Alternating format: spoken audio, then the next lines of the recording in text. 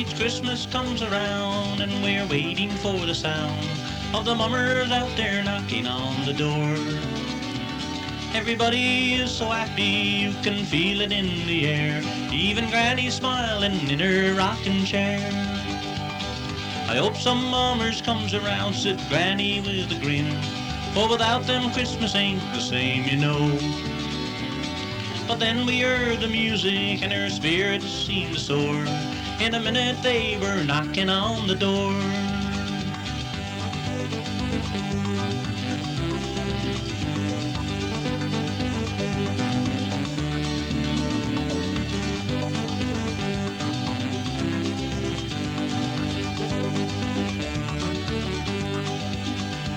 As I looked down through the door, there were 10 or maybe more, and asked me in a growl that the mummers in.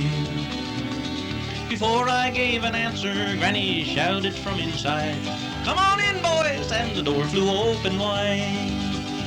As they sat down on a chair, Granny shouted, "Have a beer, 'cause I want to see you mummers on the floor.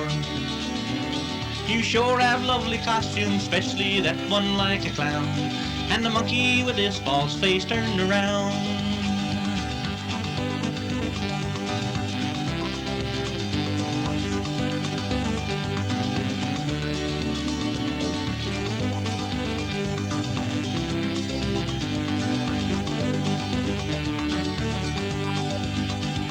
Then old Granny gave a roar as the mummers took the floor. That old house seemed to rock just like a boat. Her feet and hands were keeping time as she sat there in her chair, and she said, "I've waited for this time all year." As the mummers danced away, I heard Granny softly say, "If poor old George was here, he'd have some fun.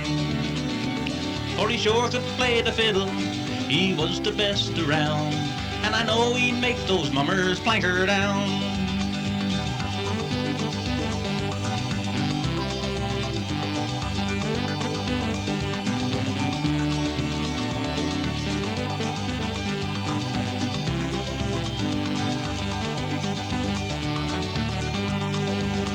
The Granny jumped down on the floor, she couldn't take it anymore, as the mummers looked with awe and great surprise.